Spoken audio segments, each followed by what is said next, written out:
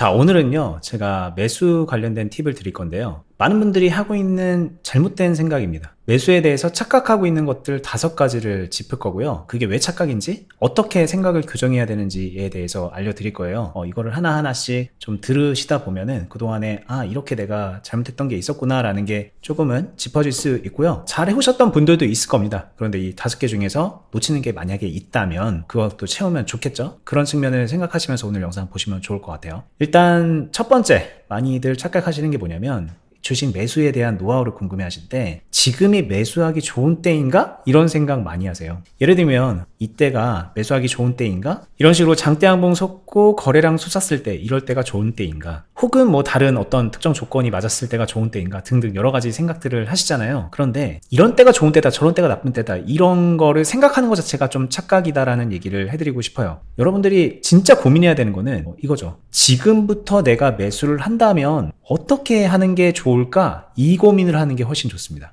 예를 들면 오늘 같은 날이 좀 상징적인데 저점에서 막 기다가 장대 항봉이 솟고 거래량이 붙었잖아요. 이럴 때 보통 단기적으로 노리고 들어간다 그러면 좋은 때긴 합니다. 여기서 막 이어서 상승이 붙는다는 게 아니라 수급이 붙었기 때문에 특정한 파동이 만들어져요. 그 파동으로 인해서 크게 꼬꾸라지기도 할 거고 혹은 뭐 이렇게 추가 상승이 막 더 나오기도 하겠죠. 아니면 이 안에서 이렇게 작은 파동이 이렇게 만들어질 수도 있습니다. 이런 것들을 보고서 내가 지금부터 이런 파동을 활용해서 매매를 해야겠다라고 생각을 하면, 그리고 그거에 맞춰서 내가 매매를 할 계획을 세우면, 그러면 그 사람한테는 지금이 좋은 때예요. 근데 단순히 쌀 때 사서 비싸게 팔아야지라는 생각을 하고 있는 그런 분이라면, 그런 생각을 하고 있다면 지금 이 앞에 요런 때 있잖아요. 더 싼 가격이 분명히 있었는데 이제 와서 지금이 그런 분에게는 좋은 때가 아닌 거예요. 결국에는 내가 지금부터 매수를 한다면 어떻게 매수를 할 것인가, 그거에 따라서 지금이 매수하기 좋은 때인지 아닌지는 결정이 나는 거거든요. 여기를 한번 보실게요. 2만원 정도가 깨졌어요. 그러면 이런 때가 좋은 때인가? 결과적으로 2만원 부분이잖아요. 지금 이렇게 지나고 나면 되게 고가란 말이에요. 이런 데서 매수를 하더라도 나는 그냥 천천히 계속 모아가야겠다. 그래서 이렇게 쭉쭉쭉쭉 사 모은 그런 분들이라면 이 지점도 매수하기 나쁘다라고 보기는 어려워요. 어떤 마음으로 매수를 했느냐, 내가 이 다음부터 어떻게 매수를 해나갈 것인가, 그림을 어떻게 그려나갈 것인가, 그거에 맞춰서 생각을 하면 매매의 맥락이 있기 때문에 그 맥락의 차원에서 보자면 그렇게 나쁘다고 볼 수 없죠. 그래서 만약에 계속 쭉 이어서 매집을 계속 했다, 그리고 여기는 이제 더 저가니까 5,000원까지 내려온 거잖아요. 이 이후에는 진짜 나는 총력을 하겠다 그러면은 지금부터 되게 좋은 기회가 펼쳐질 수 있는 거겠죠. 어쨌든 이분의 그림은 큰 빅피처일 수 있는 거잖아요.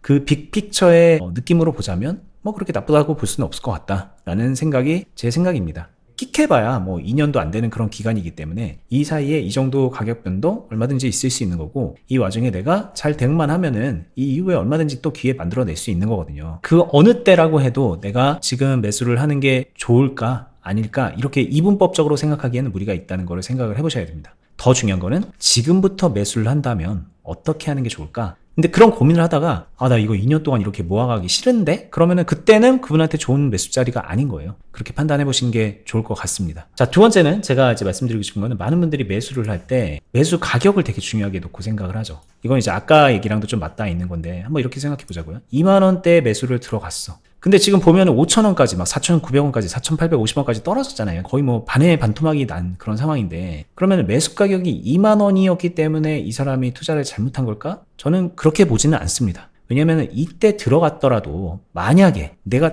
총 투자 금액이 1,000만원인데 한 10만원 매수했어. 천천히 시간을 두고서 그냥 10만원씩 조금씩 그렇게 사 모을 거야 라고 생각을 했다면 여기서 매수한 게 뭐가 그렇게 중요하겠냐고요. 별것도 아닌 거예요. 진짜 중요한 거는 비중입니다. 내가 2만원에 들어가서 아이고고 이렇게 할 게 아니라 2만원에 내 가지고 있는 돈 1,000만원이 여기 다 들어가 있거나, 내 가지고 있는 돈 1,000만원 중에 한 8,900만원이 들어가 있어서 현금이 한 100만원, 200만원밖에 안 남았거나, 이렇게 돼 있는 게 문제라는 거죠. 그래서 실제로 매수를 어렵게 하는 거는 매수 가격이 잘못된 게 아니라 내가 얼마나 비중을 여기다 태웠느냐, 여기에 더 들어갈 수 있는 현금 비중이 얼마나 더 남았느냐, 결국은 비중이 더 중요한 부분이죠. 그리고 그 비중으로 인해서 평단은 얼마든지 조정이 되죠. 예를 들면 여기 10만원 들어갔어요. 9,990만원 여기서 다 때려 넣었다고 가정을 해볼게요. 여기 현재 가격이 내 매수 가격이 거의 되기 때문에 극단적으로 생각하면 그렇게 조정이 되잖아요. 그러니까 실제로 중요한 건 비중이죠. 그림 그리는 거에 비유를 해보자고요. 그림을 그려 나가야 되는데 초반에 너무 신이 나가지고 자기가 그림을 나무를 그려야 되는데 막 막 해놓은 거예요. 나뭇가지를 막 해놨어. 정신 차리고 나니까 나무 그려야 되는데 내가 너무 신나서 이상한 것만 그리고 있었네? 그런 다음에 여기다가 이제 이렇게 해갖고 이거 나무지라고 했다고 가정을 해볼게요. 그럼 이게 얼마나 답답해요. 이거 이쯤 되면 그림이 그냥 망쳐진 거거든요. 이거는 비중을 낭비한 거죠. 이 선이 다 비중이라고 가정하시면 돼요. 비중이 낭비된 거기 때문에 나무를 그린다면은 일단 이렇게 하나 그려보고 뭐 이렇게 한번 그려보고 이렇게 한번 그려보고 한 다음에 천천히 나무가 될 수 있게끔 이렇게 받쳐서 그림을 그려내면 그러면 아까보다는 더 나은 그림이 될 수 있는 거잖아요. 뭐 이런 식으로 이렇게 하나씩 비중을 아껴가면서 선을 하나하나 좀 따가면서 그렇게 그림을 그려 나가는 게 중요한 거고, 내가 첫 획을 여기다가 그었냐 여기다가 그었냐 그런 건 중요하지 않다는 거예요. 결국은 내 매수 가격 평당보다 남은 비중, 내가 여기다 태워놓은 비중이 더 중요한 거고, 그렇게 좀 사고의 전환을 하면은 달리 보일 겁니다. 종목 토론방 같은 데 들어가면은 이 가격 가지고 엄청난 갑론을박이 있습니다. 얼마에 샀네, 나는 얼마에 물려있네, 그러는데 그게 다 비중에 대한 고민이 없는 분들이 하는 얘기예요. 비중에 대한 고민이 있는 분들은 매수 평단 얘기보다도 나 지금 비중 다 채워버렸어, 조금 위험하다, 이런 식으로 표현이 되겠죠. 이렇게 좀 생각을 바꿀 필요가 있는 것 같습니다. 그리고 이제 세 번째 얘기를 하고 싶은데, 이렇게 생각하는 분들이 있습니다. 매수는 매수고 매도는 매도다, 이렇게 생각을 하시는 거예요. 예를 들면 이런 상황이죠. 이 앞에서 이렇게 매수를 잘 해놓고 나중에 이런 때 매도를 한다. 이렇게 딱 이분법적으로 매수와 매도를 갈라놓으면 어떤 일이 생기냐면, 만약에 조금 운이 안 좋아서 이런 때 매수를 했다고 가정을 해볼게요. 그럼 이때 매수를 해버리면 지금 이렇게까지 좋은 상황이 오늘 이제 펼쳐졌는데 나는 여전히 물려있는 상태거든요. 그러니까 물려있는데 팔기 싫잖아요. 그러니까 아직 나는 매도의 때가 안 온 거예요. 그러니까 매수라는 거를 내가 만들어가는 거를 하면서 이제 이 흐름을 쭉 이어가는 것까지는 좋은데, 너무 매수만 해버리잖아요. 그러면 그 이후에 매도 기회를 잡기가 어려워요. 오면은 좋지만 안 오면은 매도 못하는 거잖아요.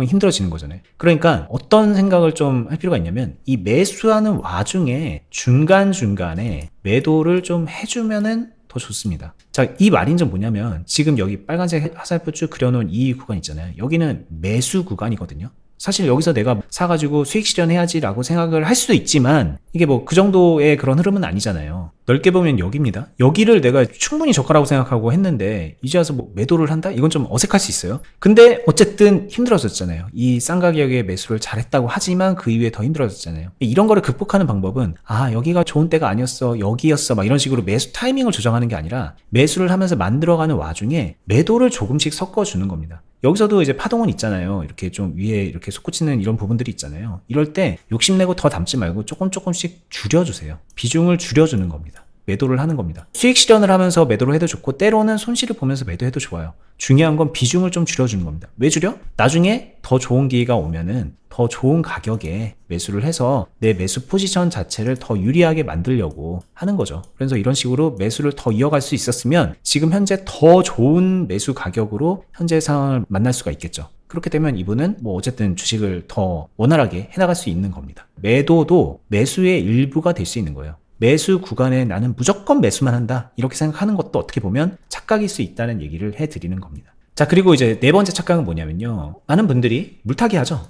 이제 물타기에서 많이 발생하는 일인데, 어떤 식이 되냐면, 아까 전에 2만원 부분에서 좀 싼 거 같아서 매수를 했어요. 근데 지금 보면 쭉 떨어졌잖아요. 그럼 이 상황에서 마이너스가 막 30%, 50% 이런 식으로까지 된 거예요. 여기 만원까지 떨어지면 마이너스 50%잖아요. 이렇게 되면서 어떤 일이 발생을 하냐면, 물타기를 할 때 내 매수 가격을 떨어뜨리는 목적으로 물타기를 하는 겁니다. 이거는 이제 추가 매수에 대한 얘기인데, 추가 매수를 할 때 기준이 되는 게 내 매수 평단인 거예요. 현재 내 들고 있는 매수 평단. 내 매수 평단이 2만원이니까 내가 여기서 만원에서 물타기를 쫙 해가지고 평단을 15,000원까지 만든다. 이런 게 이제 사고방식에 깔려 있는 거죠. 근데 이게 전형적으로 잘못하는 패턴 중에 하나입니다. 현재 내 매수 가격은요, 추가 매수를 할 때 기준점이 되어서는 안 돼요. 내가 추가 매수를 통해서 만들어내는 과정이자 결과물일 뿐인 겁니다. 추가 매수의 기준은 뭐 여러 가지가 있을 수 있습니다. 그냥 나는 내 매수 평단 상관없이 꾸준하게 사모으겠어. 그러면 이게 기준이 되는 거겠죠. 꾸준하게 사모으는 것. 때로는 내가 지금 여기서 매수를 해놨는데 남은 비중이 얼마 없으니 충분히 저점을 다질 때까지 기다려보겠어 라고 생각해서 정말 인고의 세월을 거쳐서 여기까지 쭉 기다린 다음에 여기에서 추가 매수를 해주는 게 좋은 선택이 될 수 있겠죠.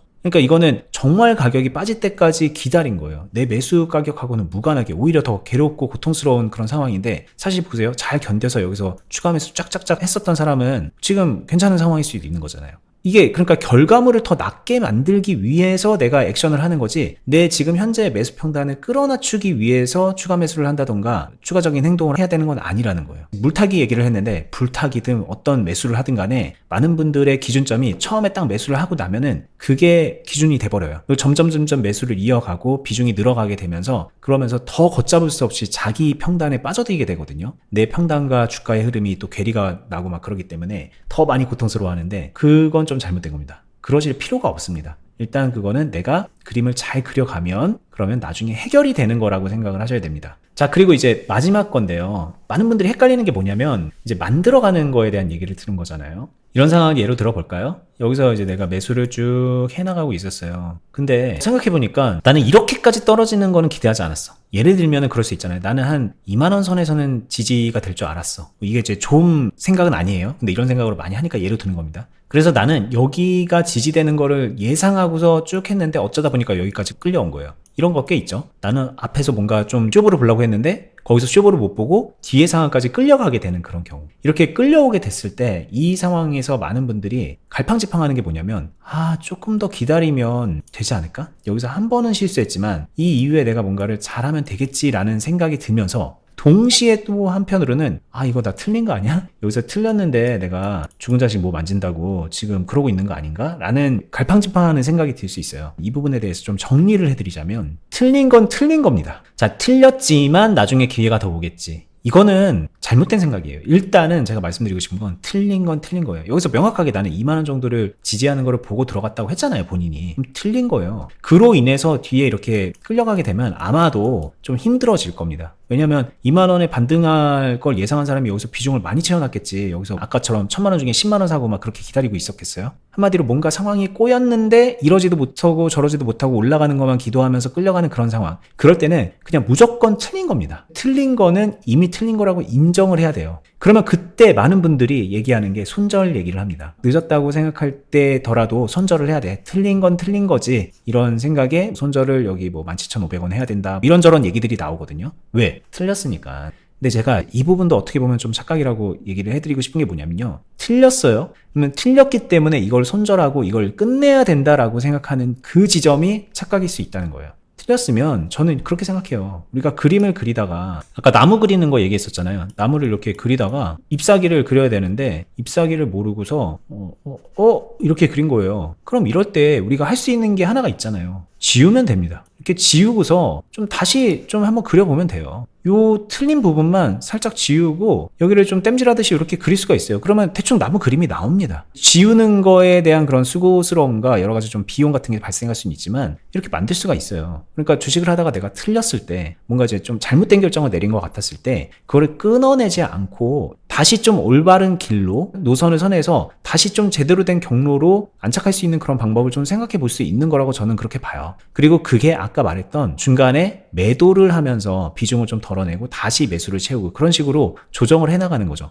이건 이제 저희 채널에서 리밸런싱이라고 얘기를 했는데 밸런스를 다시 맞추는 그런 과정을 거치면 그러면 내가 비록 지금 틀렸지만 나중에 어떻게 보면 역전도 할 수가 있는 거고, 틀린 상태에서 손절을 뻑 한 다음에 그냥 막 타격을 크게 입는 그런 게 아니라 팔이 아파서 그냥 무조건 팔 자르는 그런 게 능사냐. 팔이 아프면 주사도 맞고 약도 먹고 물리치료도 하면서 낫게끔 만들 수 있지 않냐, 그런 얘기 했었거든요. 그런 식으로 틀린 거를 인정하고 내 주식이 아픈 걸 인정하고 그런 다음에 그에 맞는 조치를 취해 나가는 게 좋을 수 있다는 거죠. 이게 매수 노하우라는 거예요. 이 얘기를 왜 하냐면 이게 너무 중요한데 우리가 매수를 만들어가는 과정에 있어서 계속 완벽한 그림을 그릴 수가 없어요. 만약에 주가가 그냥 내가 원하는 대로 예상한 대로 그냥 주가가 계속 흘러가면 그림 그리기가 너무 좋죠. 근데 이 주식시장이라는 거는 나는 이제 그림을 그리려고 하는데 이 판이 계속 흔들리는 거예요. 알 수 없는 그런 각도로 흔들리고 세기로 흔들리는 거예요. 그래서 그림을 도저히 제대로 그릴 수가 없어. 그래서 그리다 보면 나무 그리다가 막 이렇게 되고 막 이런 일이 발생을 한다는 거예요. 그럼 그럴 때마다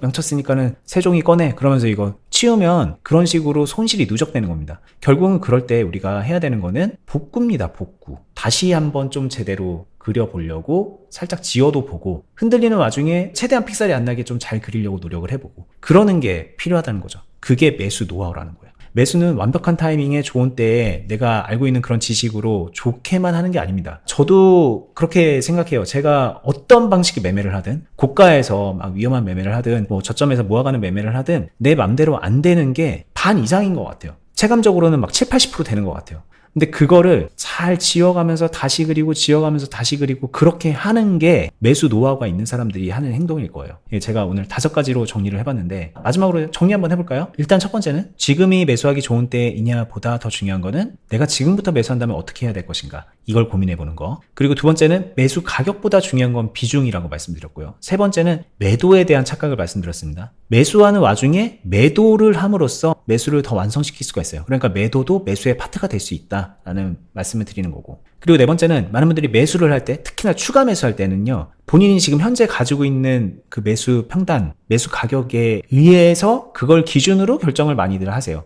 근데 그러지 마시라. 그거는 내가 매수를 해나가면서 만들어가는 과정이자 결과물일 뿐이다. 그게 기준점이 되어서는 곤란하다. 그리고 마지막으로 정말 중요한 것 중에 하나, 여러분들 매수를 이제 그려 나가다가 뭔가 잘못된 것 같은 느낌이 들 때, 싸할 때, 나 좀 망한 것 같을 때, 그때 이미 인정해야 됩니다. 그건 잘못된 거예요. 그런 생각이 긴가민가 드는 순간부터 이미 잘못돼 있다는 거를 인지를 하셔야 되고, 잘못돼 있으니 이제부터 이거를 올바르게 하려면 어떻게 해야 되는 것인가로 노선을 선회해야 된다는 거죠.